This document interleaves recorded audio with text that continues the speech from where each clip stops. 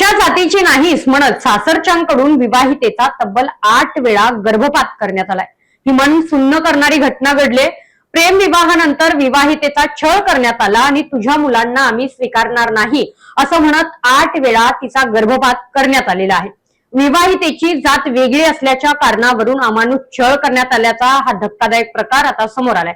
ही धक्कादायक घटना नाशिक जिल्ह्यातील मसूर पोलीस ठाणा परिसरात घडलेली आहे। या घटनेने सर्वत्र संताप व्यक्त केला जातोय।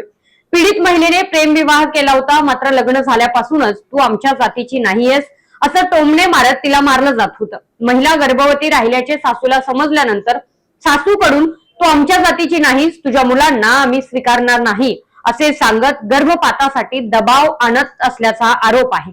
या प्रकरणातील धक्कादायक बाब म्हणजे सासरच्या लोकांनी पीडित महिलेचा तब्बल 8 वेळा गर्भपात घडवून आणला।